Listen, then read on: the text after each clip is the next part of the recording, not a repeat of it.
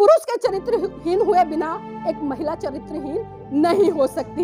लेकिन विडंबना यह है कि हम सारा दोष महिलाओं पर लगा देते हैं, महिलाओं को कुलटनी कहते हैं, महिलाओं को चरित्रहीन कह देते हैं और भी न जाने किन किन शब्दों से हम महिला को संबोधित करते हैं। लोग कहते हैं कि हमें आजादी 1947 में मिली, लेकिन अगर सही रूप से मैं बात करूं आजादी की तो 25 दिसंबर 1927 से हमारी आजादी के द्वार परम पूज्य बाबा साहब ने खोले। लेकिन जो लीक से हटकर चलता है उसे कोई पागल कहता है, कोई दीवाना कहता है, कोई बेवकूफ कहता है, अलग अलग शब्दों से उसकी संज्ञा दी जाती है। लेकिन सही रूप में महान वही लोग होते हैं जो लीक से हटकर चलते हैं, तो लीक से हटकर चलने के बाद वो इतिहास रचते हैं। जहाँ आज हम फर्स्ट ईयर या सेकेंड ईयर के स्टूडेंट होते हैं, वहाँ पर राष्ट्रपिता ज्योतिबा फुले और माता सावित्रीबाई फुले ने 18 स्कूलों की स्थापना की।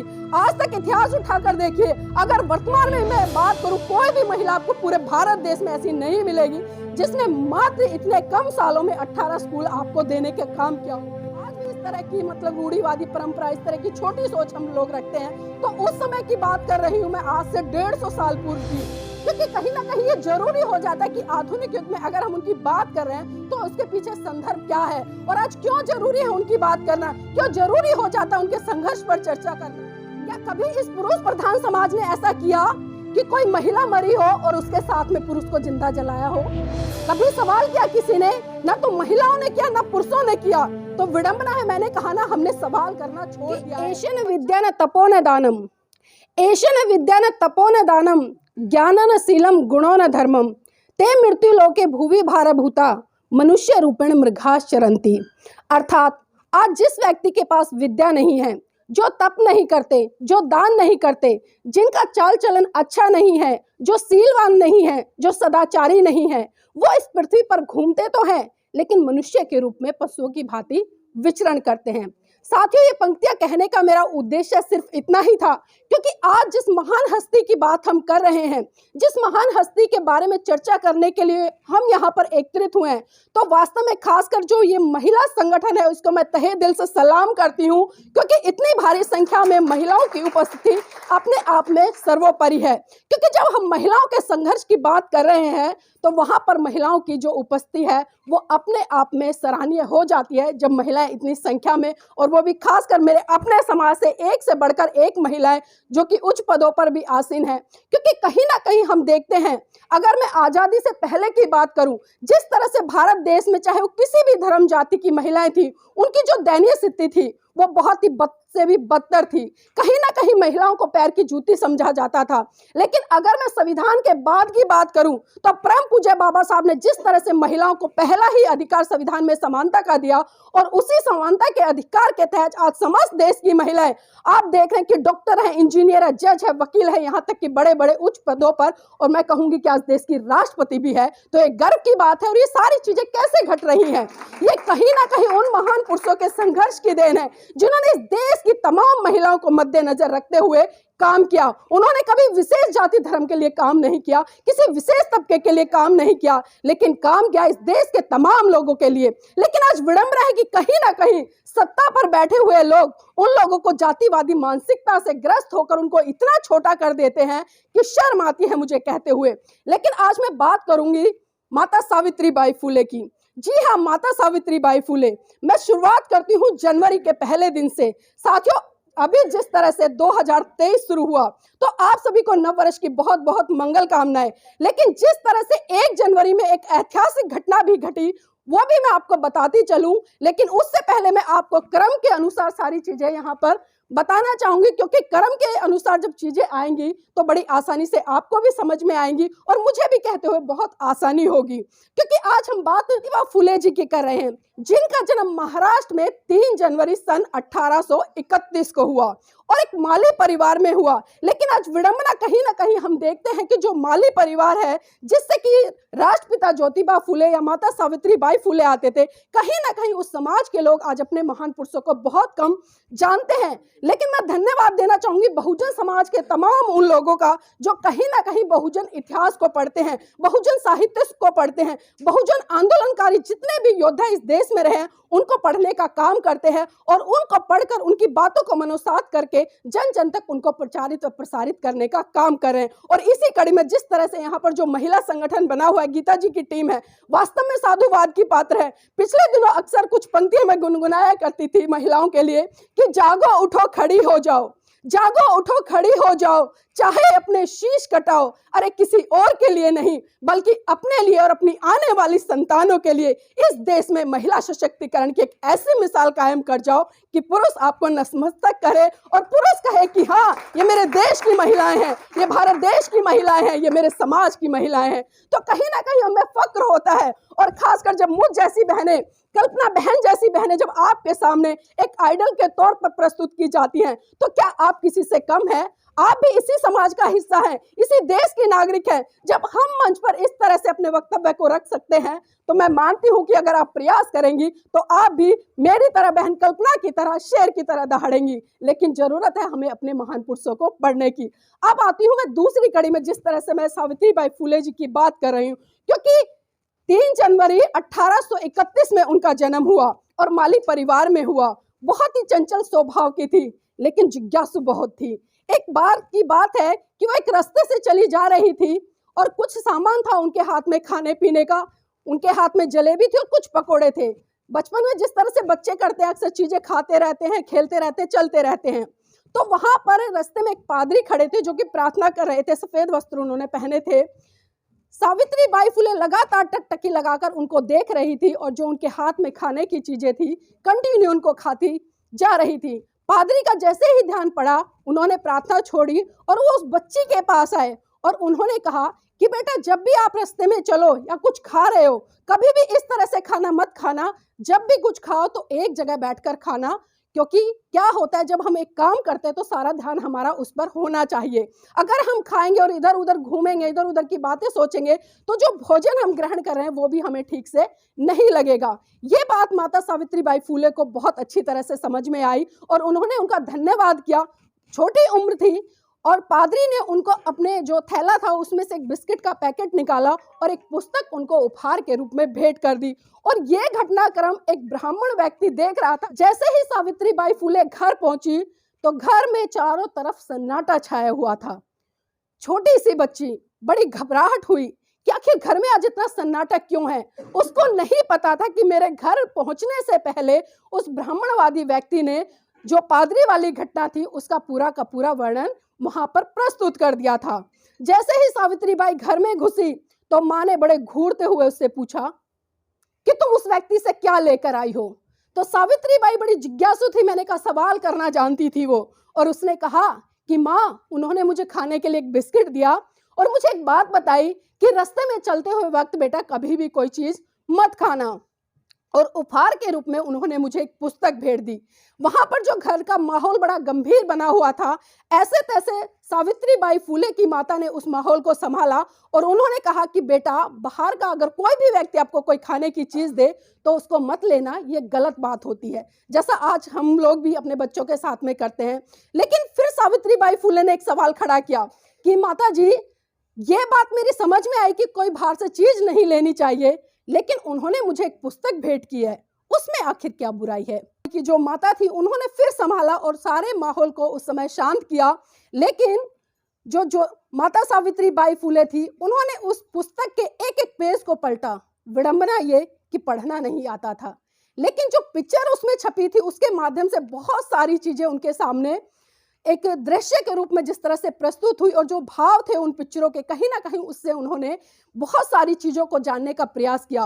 और मन में एक सवाल उठा कि काश अगर मैं पढ़ी लिखी होती तो इस पुस्तक को पढ़ पाती, और इस पुस्तक को पढ़ पाती तो मैं अपने पिता के जितने भी सवाल मुझ पर दागे गए हैं, जो संदेह मेरे पिता ने उत्पन्न किया है, जो यह ब्राह्मणवादी व्यक्ति था जिसने मेरे माता पिता के कान भरे हैं, तो मैं इनका अच्छे तरीके से जवाब दे सकती। तो आप सोचिए, इतनी सी छोटी उम्र में माता सावित्रीबाई फुले का जो संघर्ष रहा, जो एक तार्किक सोच रही।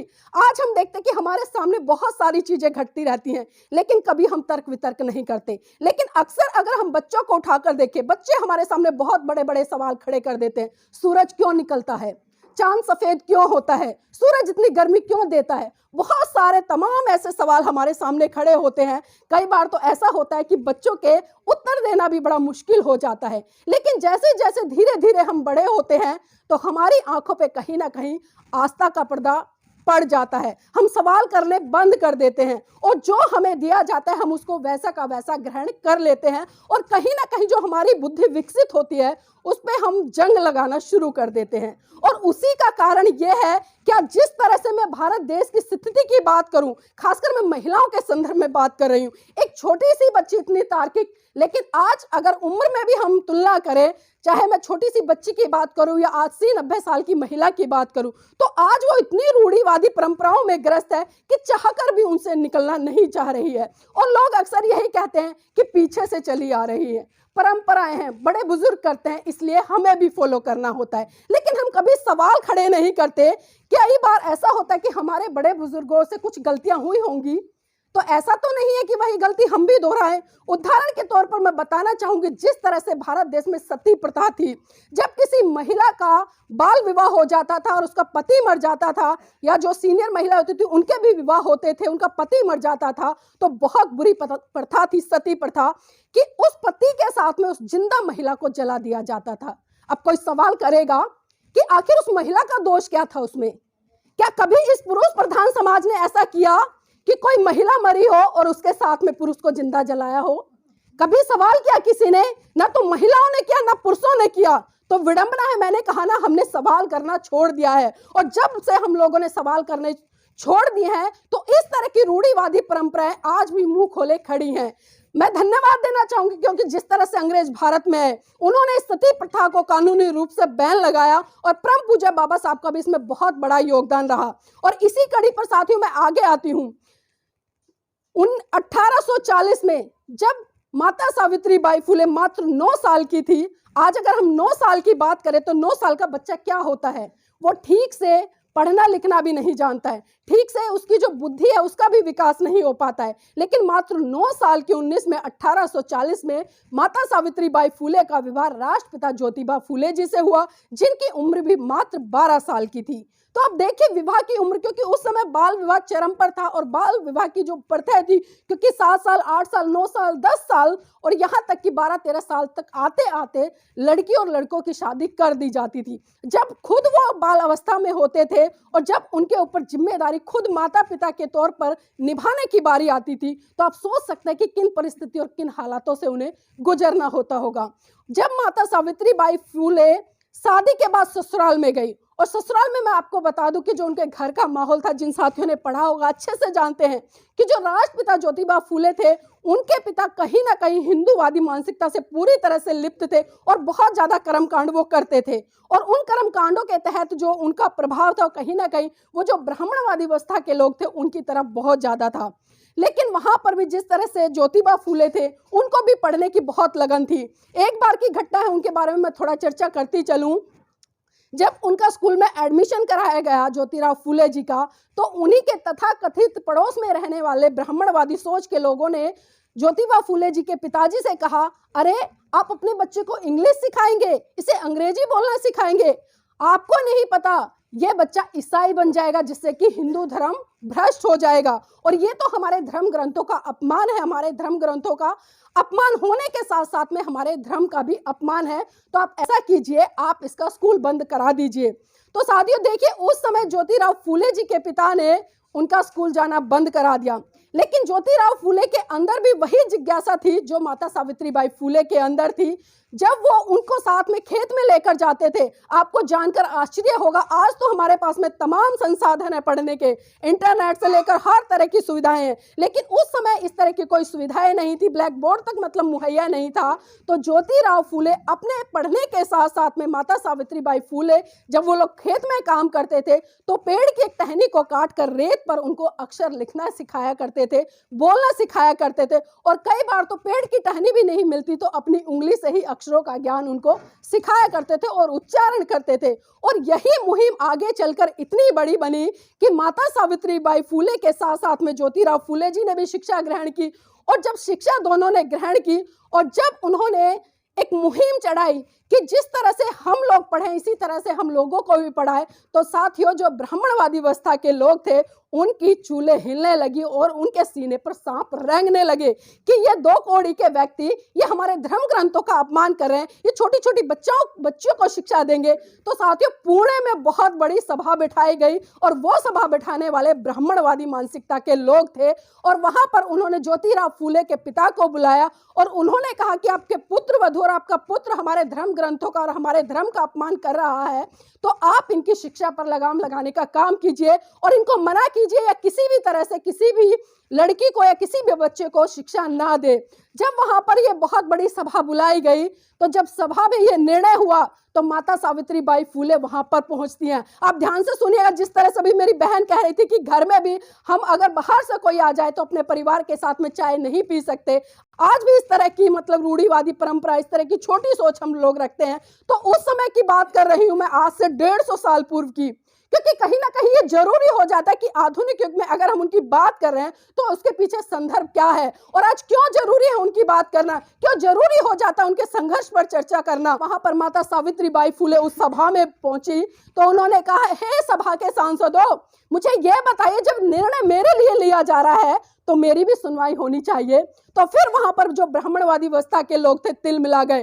वो कहते, अरे इसने फिर से धर्म भ्रष्ट कर दिया, इसको भगाओ यहाँ से, महिलाओं को पुरुषों के बीच में बोलने का अधिकार नहीं है। और इस बात से इतना नाराज ज्योतिबा फूले जी के पिताजी हुए, उन्होंने उनको बहुत बुरी तरह से लताड़ा और साफ साफ चेतावनी दे दी कि आप दोनों यहाँ से चले जाइए।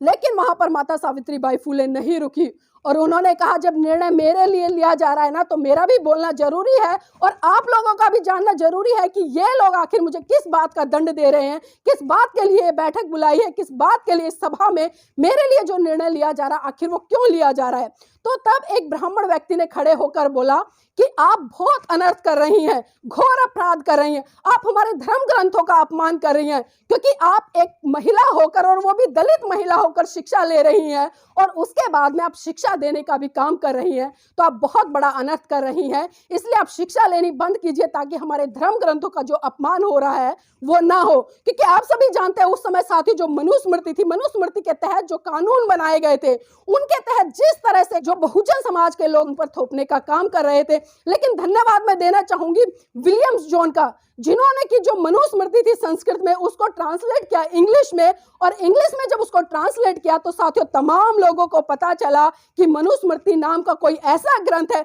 जो इस देश के बहुत बड़े तबके को गुलाम बनाता है और खासकर महिलाओं के लिए तो यहां तक कह देता है कि महिला बचपन में अपने पिता के अधीन, जवानी में अपने पति के अधीन और बुढ़ापे में अपने पुत्र के अधीन रहेगी। तो इसी से आप समझ सकते हैं कि महिलाओं के ऊपर कितनी बुरी तरह से पाबंदी लगाई गई थी और महिलाओं को तो शिक्षा का भी अधिकार नहीं था। यहां तक मनुस्मृति में लिखा था कि महिलाएं अगर प्राथमिक शिक्षा भी लेती हैं तो वो कहीं ना कहीं जो हमारे धर्म ग्रंथ हैं उनका अपमान करती हैं। तो इसी बात को मद्देनजर रखते हुए साथियों आप सबको याद दिला दूं कि मनुस्मृति के खिलाफ जो पहला आंदोलन भारत देश में किसी ने चलाया था वो राष्ट्रपिता ज्योतिबा फूले थे। लेकिन अगर मैं बात करूं उसको जलाने की तो 25 दिसंबर सन 1927 को परम पूज्य बाबा साहब ने महाराष्ट्र में उसको जलाकर आग के हवाले किया था। लोग कहते कि हमें आज़ादी 1947 में मिली, लेकिन अगर सही रूप से मैं बात करूं आज़ादी की तो 25 दिसंबर 1927 से हमारी आज़ादी के द्वार परम पूज्य बाबा साहब ने खोले। और उससे पहले इस आंदोलन को मजबूत करने के लिए राष्ट्रपिता ज्योतिबा फूले, पेरियार जी, तमाम बहुजन समाज के ऐसे नेता, महान पुरुष रहे जिन्होंने इन रूढ़िवादी परंपराओं से लोहा लेते हुए कहीं ना कहीं सच्चाई के मार्ग पर चले और इस देश के तमाम लोगों के लिए हक अधिकार सुनिश्चित कर गए। अब मैं आती हूँ उस सभा पर, क्योंकि बात सभा की चल रही है, क्योंकि इसको मैंने कोऑर्डिनेट इसलिए किया क्योंकि उस समय मनुस्मृति के तहत ही सारी व्यवस्था चल रही थी और कहीं ना कहीं जो ब्राह्मणवादी लोग थे वो मनुस्मृति के तहत ही जो कानून उन्होंने बनाए थे उसी के तहत महिलाओं को और जो खासकर बहुजन समाज का तबका था उसको गुलाम बनाकर रखना चाहते थे। तो तब माता सावित्रीबाई फूले कहती है कि हे सभा के सांसदों, पहले एक बात सुन लीजिए, अगर आप ये कह रहे हैं तो मैंने आपके धर्म ग्रंथों का अपमान किया है तो मुझे ये बता दीजिए कि मैंने कौन से धर्म ग्रंथों का अपमान किया या कौन से धर्म का अपमान किया है। वो धर्म जो ये कहता है महिलाओं को पढ़ने की आजादी नहीं है, वो धर्म जो ये कहता है कि महिला पुरुषों की जूती के बराबर है, वो धर्म जो एक जीते जी बालिका को विधवा होने पर जला देता है, या वो धर्म जो इस देश की महिलाओं को पढ़ने तक के लिए आजादी नहीं देता। तो ऐसे धर्म की बात कर रहे हैं आप। अगर मेरा पाप है, हाँ मैंने दो पाप जरूर किए हैं। एक तो मैंने पाप किया है कि मैंने खुद शिक्षा ली है, और दूसरा पाप मैंने ये किया है कि इन छोटी छोटी बच्चों को मैंने शिक्षा देने का काम किया है। अगर आप इसको पाप मानते हो तो मेरे दृष्टि में तो आप पशु से भी बदतर हो, क्योंकि जो व्यक्ति शिक्षा के लिए मना करे, आप समझ सकते हैं कि उसकी बुद्धि का विकास कितना होगा। और साथियों, जब ये सभा खत्म हुई और सारे लोग घर लौट गए, तो जो ज्योतिराव फूले जी थे, उनके पिता की तो बस पूछो मत, इतने आग बबूला थे। जैसे ही वो घर लौटे, उन्होंने फरमान जारी कर दिया, दोनों जो दंपति जीवन में जी रहे थे, ज्योतिबा फूले और राष्ट्र माता सावित्रीबाई फूले, दोनों को घर से निकाल दिया और संपत्ति से बेदखल कर दिया।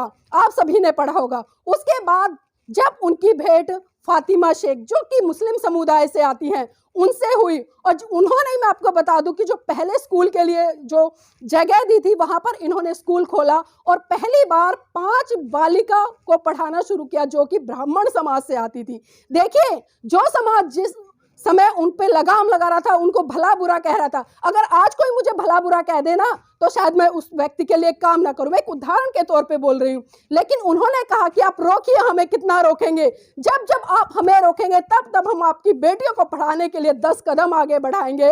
और साथियों, वही संघर्ष, वही समर्पण रहा कि 1 जनवरी सन 1848 में इस देश में पहला स्कूल पुणे में खोला।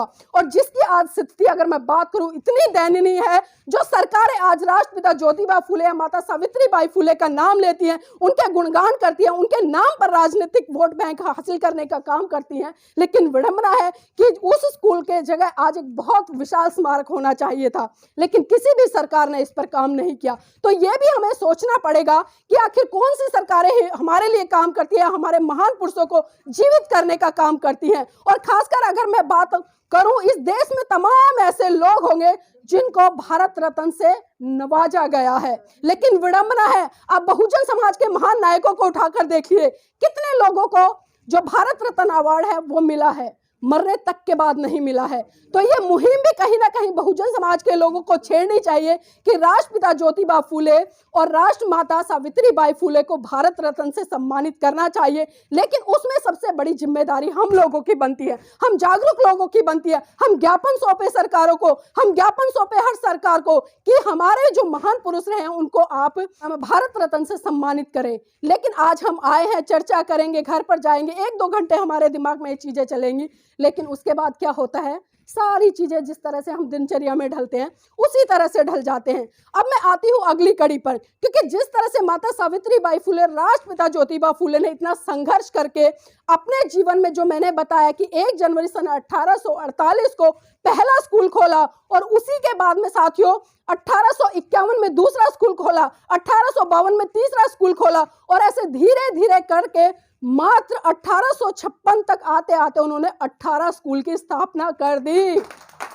ये बहुत ही गर्व की बात है हमारे लिए। इतनी अल्प आयु में, जहां आज हम फर्स्ट ईयर या सेकंड ईयर के स्टूडेंट होते हैं, वहां पर राष्ट्रपिता ज्योतिबा फूले और माता सावित्रीबाई फूले ने 18 स्कूलों की स्थापना की। आज तक इतिहास उठाकर देखिए, अगर वर्तमान में मैं बात करूं, कोई भी महिला आपको पूरे भारत देश में ऐसी नहीं मिलेगी जिसने मात्र इतने कम सालों में 18 स्कूल आपको देने का काम किया हो। और साथियों, लेकिन सरकार, मैं वही बात कह रही हूं कि सरकारें हमारे महान पुरुषों का नाम तो लेती हैं, जिस तरह से बाबा साहब की जयंती आती है, जय भीम सब करने लग जाते हैं, यहां तक कि मोदी जी भी जय भीम बोलते हैं, लेकिन जब सही रूप से उनकी विचारधारा को पढ़ाने की बात आती है तो वहां पर सारी सरकारें फेल नजर आती हैं। अभी मैं उदाहरण के तौर पर थोड़ा सा बात करूंगी, क्योंकि बात चल रही है जागरूकता की। हम पढ़े लिखे तो बहुत है, बड़ी बड़ी डिग्रियां हमारे पास है। जिस तरह से पंजाब में अरविंद केजरीवाल की सरकार बनी, दिल्ली में भी बनी, उन्होंने तमाम सरकारी दफ्तरों में भगत सिंह और बाबा साहब की तस्वीरें लगवाने का काम किया। लेकिन मैं एक सवाल पूछना चाहूंगी, आजादी के बाद आज तक जितनी भी सरकारें रही हैं, सबने बाबा साहब का गुणगान किया है, सबने बाबा साहब की तस्वीरें लगाई हैं, सबने बाबा साहब की मूर्तियां लगाई हैं, लेकिन सही रूप में जब उनकी विचारधारा की बात आती है तो एक भी सरकार वहां पर आपको ऐसी नजर नहीं आती जो बाबा साहब की विचारधारा को स्कूलों में पढ़ाने का काम करे। तो आप देख सकते हैं कि किस तरह का दोहरा मापदंड ये लोग अपनाते हैं, और कहीं ना कहीं इस दोहरे मापदंड में हम लोग ही इनकी बातों में आते हैं, और जो अपना अपना बेटी से भी बहुमूल्य कीमती वोट है, क्योंकि साहब काशीराम कहते थे कि जब आप अपने वोट की सुरक्षा कर सकते हो और उसकी सुरक्षा अपनी बेटी की तरह कर सकते हो, तो ये आपकी दायित्व बनता, आपकी जिम्मेदारी बनती है कि आपको किसको सत्ता के ऊपर बिठाना है, कौन आपके लिए काम कर सकता है। तो भावनाओं में बहना कम कर दीजिए। लेकिन बहुजन समाज की स्थिति आज वर्तमान में ये हो गई है, अगर आप गधे के सर पर भी जय भीम लिख दो तो उसके पीछे पीछे लग लेता है। तो साथियों, ये सोचना पड़ेगा। मैं बात सच बोल रही, कड़वी हो सकती है, बुरी लग सकती है, लेकिन चिंतन मनन कीजिएगा।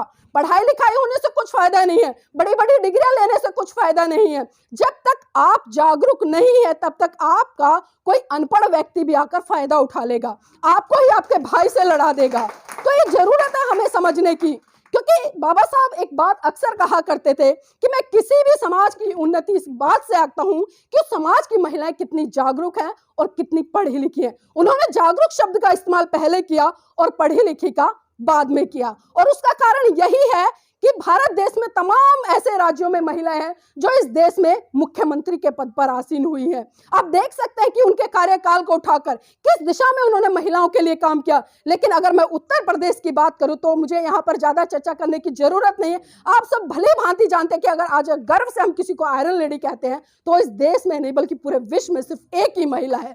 तो हमें सीख लेनी चाहिए ऐसी महिलाओं से। अब आती हूँ साथियों मैं माता सावित्रीबाई फुले के अगले संघर्ष पे। जिस तरह से मैंने बात 1873 में जब काशीबाई नाम की एक महिला जो कि ब्राह्मण थी, जब ज्योतिबा फुले रास्ते से गुजर रहे थे तो वो महिला जो काशीबाई महिला थी एक कुएं के ऊपर खड़ी थी, और किस लिए खड़ी थी जानकर हैरान हो जाएंगे, वो आत्महत्या करने के लिए खड़ी थी। उन्होंने आवाज लगाई, बहन रुको, बहन रुको। तो जब उसके कानों में आवाज पड़ी तो वो रुक गई, और जैसे ही ज्योतिबा फुले उसके नजदीक पहुंचे तो वो फूट फूट कर रोने लगी, और जो उसकी व्यथा थी, उसकी पीड़ा थी, उसका दुख था, उसने रोते हुए अपने शब्दों में बताया। उसने कहा कि मैं विधवा हूं और मैं पेट से हूं। आप समझ सकते हैं कि अगर आज ये हालत किसी भी गांव में हो जाए, किसी भी परिवार में हो जाए, 2 मिनट में आग की तरह बात फैल जाती है, और महिलाएं ही है जो बढ़ चढ़कर इसको अपवाद के रूप में लेती हैं। लेकिन कभी सोचा है कि जो महिला गर्भवती है क्या वो खाली खुद अकेली गर्भवती हो गई? वो अकेली गर्भवती हो गई क्या? तथागत बुद्ध ने भी कहा एक पुरुष के चरित्रहीन हुए बिना एक महिला चरित्रहीन नहीं हो सकती। लेकिन विडंबना यह है कि हम सारा दोष महिलाओं पर लगा देते हैं, महिलाओं को कुलटनी कहते हैं, महिलाओं को चरित्रहीन कह देते हैं, और भी न जाने किन किन शब्दों से हम महिला को संबोधित करते हैं। लेकिन कभी भी उस पुरुष को 2 शब्द बोलने की हिम्मत नहीं रखते जिसके कारण ये सारी घटनाएं घटी हैं।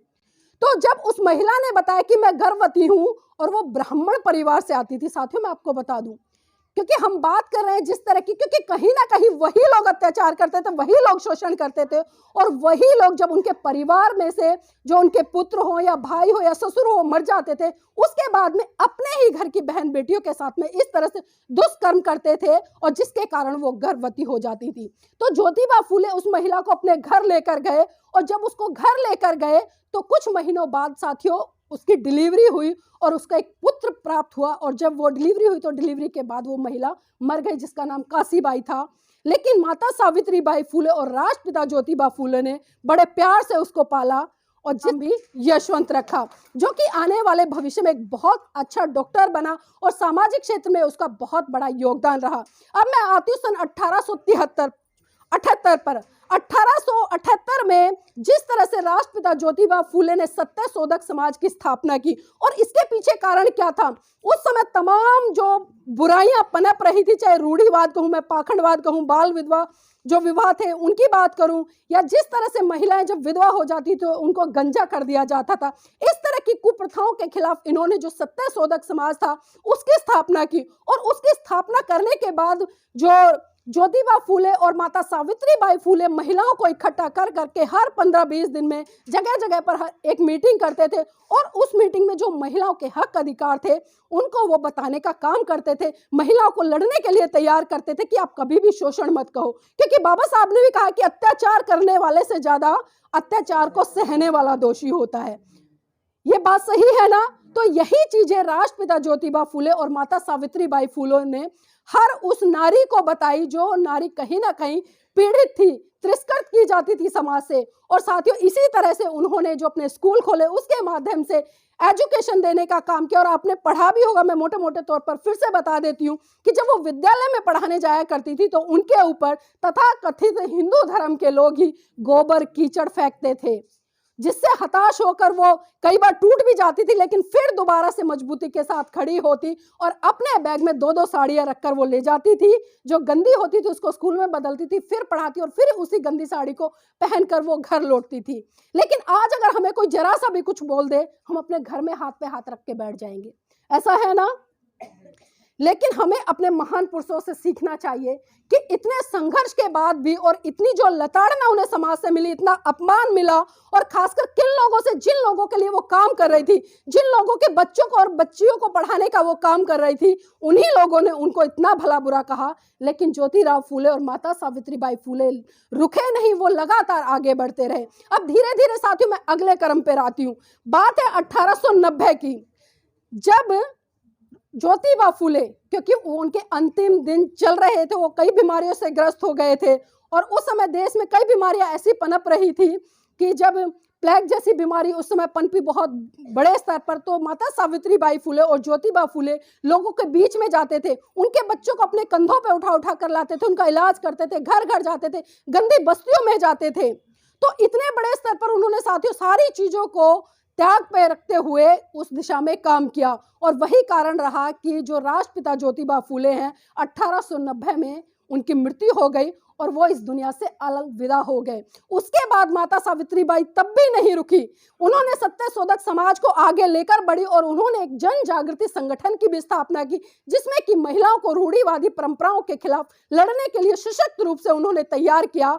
और 1897 का दिन था साथियों, उसे मैं काला दिन ही कह सकती हूँ, क्योंकि इस देश में एक ऐसी अलग जगाने वाली महिला ने, जिन्होंने तमाम उन महिलाओं के लिए शिक्षा के द्वार खोले, और जिसकी शिक्षा कहूँ क्या, उसकी आंख की रोशनी कहूँ या उसके जीवन की अंतिम सांस कहूँ, वो उस दिन बंद हो गई। तो कहीं ना कहीं हमारे लिए वो काला दिवस था, लेकिन मैं उसे काला दिवस नहीं मानती, क्योंकि जब भी एक व्यक्ति पैदा होता है तो एक आम बच्चा पैदा होता है, लेकिन जब वो मरता है तो उसके पीछे एक बहुत बड़ा इतिहास होता है। कोई गुंडा होता है, कोई मवाली होता है, और कोई बहुत बड़ा महान पुरुष बन के मरता है। तो हमारे लिए जन्म से ज्यादा महत्वपूर्ण किसी भी महान पुरुष की मृत्यु वाला दिन होता है, क्योंकि उस दिन हमने एक महान नेता को खोया होता है, उस दिन हमने एक महान सामाजिक कार्यकर्ता को खोया होता है। तो बहुत सारी तमाम ऐसी चीजें जो कहीं ना कहीं हमें प्रेरणा देती है, और हमें जरूरत है इन चीजों से सीखने की। क्योंकि आज अगर मैं महिलाओं की भागीदारी की बात करूं, चाहे राजनीतिक क्षेत्र में, धार्मिक क्षेत्र में, या जो सामाजिक क्षेत्र है उसमें, आप देखते हैं कि भारत देश में जो महिलाओं की आबादी है, मैं परसेंटेज बता रही हूँ जो जनसंख्या के आधार पर, आप 50% हो, लेकिन आप आंकड़े उठाकर देखिए, क्या सरकारी नौकरियों में आपकी भागीदारी 50% है? राजनीति में आपकी भागीदारी 50% है? या मैं मंचों की ही बात करूं, हम देखते हैं तमाम देश में बड़े बड़े कार्यक्रम होते हैं बहुजन योद्धाओं के या बहुजन महिलाओं के, लेकिन वहां पर हमें नाम मात्र अगर 20 वक्ता पुरुष है मंच पर, तो मुश्किल से 1 या 2 महिलाएं हमें वक्ता के तौर पर दिखाई देती हैं। तो क्या ये समानता है? क्या हम कह सकते हैं कि हम बाबा साहब के अनुयायी हैं? क्या हम कह सकते हैं कि हम पेरियार जी के अनुयायी हैं? क्या हम कह सकते हैं कि हम साहब मान्यवर काशीराम जी के अनुयायी हैं? बिल्कुल नहीं कह सकते, क्योंकि हम कहीं ना कहीं आज भी दोहरा मापदंड लेके चलते हैं। जब बात आती है कि भगत सिंह पैदा हो तो दूसरे के घर में पैदा हो, माता सावित्रीबाई फूले पैदा हो तो दूसरे के घर में पैदा हो, राष्ट्रपिता ज्योतिबा फूले पैदा हो तो दूसरे के घर में पैदा हो, काशी राम पैदा हो तो दूसरे के घर में पैदा हो। कोई ये नहीं चाहता कि हमारे घर में तमाम हस्तियां पैदा हो, और जिस तरह से उन्होंने काम किया उसी तरह से ये हस्तियां भी समाज में निकल कर जाए, समाज को जगाने का काम करे। क्योंकि एक महान व्यक्ति ने कहा है कि जब आप समाज में निकलोगे तो ये मत सोचना कि आपको सिर्फ फूलों के हार ही मिलेंगे, आपको पत्थर भी मिलेंगे, कांटे भी मिलेंगे, और आपको गाली गलौच और तमाम वो समाज की तरफ से लताड़नाएं मिलेंगी, क्योंकि आप लीक से हटकर काम कर रहे हो। लीक पे चलना बहुत आसान है, आप एक रास्ता बना दीजिए, हर कोई उस रास्ते पे चला जाएगा। लेकिन जो लीक से हटकर चलता है उसे कोई पागल कहता है, कोई दीवाना कहता है, कोई बेवकूफ कहता है, अलग अलग शब्दों से उसकी संज्ञा दी जाती है। लेकिन सही रूप में महान वही लोग होते हैं जो लीक से हटकर चलते हैं, वो लीक से हटकर चलने के बाद वो इतिहास रचते हैं। और यहाँ पर मैं परम पूज्य बाबा साहब की एक छोटी सी घटना जरूर बताना चाहूंगी, क्योंकि मेरे जहन में कहीं ना कहीं वो चीजें कौंध जाती है जब मैं अपने तमाम महान पुरुषों की चर्चा करती हूँ। क्योंकि जिस तरह से अभी बताया गया कि जो बाबा साहब थे साथियों, उनके 4 गुरु रहे। पहले महाकारुणिक तथागत बुद्ध, जिन्होंने कि इस पूरे संसार को करुणा मैत्री भाईचारे का संदेश देते हुए एक सूत्र में पिरोने की बात की। दूसरे अगर मैं बात आऊं तो कबीर जी, जिन्होंने बिल्कुल अपने उखड़ शब्दों से कहा कि पाथर पूजे हरि मिले, पाथर पूजे हरि मिले तो मैं पूजू पहाड़, तासे तो चाकी भली जो पीस खाए संसार। लेकिन हमने उनको भी नहीं समझा। और मैं तीसरी कड़ी में आऊं तो तीसरी कड़ी में जिस तरह से राष्ट्रपिता ज्योतिबा फूले, जिन्होंने कि बहुत बड़ी सामाजिक क्रांति की, और चौथे स्तर पर अगर मैं बात करूं तो संत गाडगे बाबा, जो कि धोबी समाज में पैदा हुए, लेकिन विडंबना है कि आज धोबी समाज ही उनके बारे में नहीं जानता। तो तमाम ऐसे जो बहुजन नायक या नायिका इस देश में जन्मे हैं, लेकिन मैंने कहा कि उनके समाज के लोग बहुत कम जानते हैं। लेकिन मैं गर्व करना चाहूंगी विशेष तौर पर इस भारत में पलने वाली एक जाति पर, मैं नाम नहीं लूंगी, आप सभी समझदार हैं। उनके आप इतिहास उठाकर देखिएगा कि उनके समाज से 1 या 2 महान पुरुष आते हैं, लेकिन उस जाति के लोगों ने उन तमाम बहुजन महानायक और नायिकाओं को पढ़ा और उनको बताने का काम किया, बताने का काम ही नहीं किया। अगर आज देश में उन महान जो पुरुष या नायक नायिका रही हैं, उनकी जयंती है, उनका परिनिर्वाण दिवस मनाता है, तो कहीं ना कहीं उस समाज की बहुत बड़ी भूमिका आती है। और मैं बात कर रही थी परम पूज्य बाबा साहब के त्याग, समर्पण, बलिदान की। एक छोटी सी घटना के जिक्र से मैं बताना चाहूंगी, क्योंकि कहने के लिए तो बहुत सारी बातें हैं, यहाँ पर भी कहीं ना कहीं पीड़ा होती है, मन भावुक हो जाता है जब जब हम अपने महान पुरुषों के संघर्ष की बात करते हैं। लेकिन उस घटना को मैं सिर्फ इसलिए बता रही हूँ क्योंकि कहीं ना कहीं जिस तरह से माता सावित्रीबाई फूले का त्याग समर्पण रहा, उसी तरह से अगर माता रमाबाई का त्याग समर्पण नहीं होता तो बाबा साहब नहीं बनते। बाबा साहब नहीं बनते तो इस देश के लोगों को देश का संविधान नहीं मिलता, और देश का संविधान नहीं मिलता तो तमाम इस जाति को आज जो मैं कहती हूँ कि चपड़ासी से लेकर राष्ट्रपति तक बनी है, उनको उन पदों पर आसीन होने का अधिकार बिल्कुल नहीं मिलता, और आज भी वो गुलामी के जीवन में जी रही होती। तो बात उस समय की है जब परम पूज्य बाबा साहब मुंबई हाई कोर्ट में प्रैक्टिस कर रहे थे। उनके पास अचानक खबर पहुंची, साहब आपका बेटा राजरतन बहुत बुरी तरह से बीमार है और अपने जीवन की अंतिम सांसें ले रहा है। ये बात जैसे ही बाबा साहब ने सुनी, वैसे ही बाबा साहब घर दौड़े आए, और जैसे ही बाबा साहब ने राजरतन को अपनी गोद में उठाया तो राजरतन ने साथियों बाबा साहब की गोद में ही दम तोड़ दिया। और ये मंजर देखकर माता रमाबाई बिलक बिलक कर रोने लगी और साहब का कॉलर पकड़कर कहने लगी कि साहब बस कीजिए साहब, बस कीजिए। आपकी समाज सेवा के भूत ने एक एक करके मेरा पूरा परिवार उजाड़ दिया। बाबा साहब बस कीजिए। तो बाबा साहब कहते हैं कि रमा चुप हो जा, रमा चुप हो जा, तू तो रो भी सकती है, लेकिन मेरी तो आंखों के आंसू ही सूख चुके हैं, क्योंकि प्रतिदिन मैं समाज के हजारों बच्चों को मरते हुए देखता हूं। रमा चुप हो जा। माता रमाबाई फिर कहती है कि साहब मैं आज फिर चुप हो जाऊंगी, लेकिन आप मुझे एक बात बता दीजिए कि जब जब आप अपने बेटे राजरतन को गोद में खिलाया करते थे तो बड़े हर्षोल्लास के साथ कहा करते थे कि रमा मेरा बेटा राजरतन एक दिन बड़ा होकर इस देश पर राज करेगा। तो बाबा साहब आज राजरतन तो इस दुनिया में रहा नहीं, अब मुझे ये बता दीजिए कि इस देश पर अब बड़ा होकर कौन राज करेगा। तो बाबा साहब कहते हैं कि रमा मैं एक दिन इस देश में ऐसा काम करके जाऊंगा कि हर रमा की कोख से जन्म लेने वाला राजरतन इस देश पर राज करेगा, इस देश पर राज करेगा। और वो राज मेरी मातृशक्ति परम पूज्य बाबा साहब हमें संविधान में देकर गए, जिसको आज हम समझने का काम नहीं करते हैं। बातें तो बहुत है करने के लिए, लेकिन मैं सिर्फ इतना कहना चाहूंगी अपनी बात को विराम देते हुए कि देखना बहुत कुछ है, देखते रहिए, करना बहुत कुछ है, करते रहिए। समाज आज भी बलिदान मांगता है, पर सच तो यह है मेरी मातृशक्ति आज आपसे आपकी जान नहीं बल्कि आपका ईमान मांगता है, आपका ईमान मांगता है। जय भीम, नमो बुद्धाय।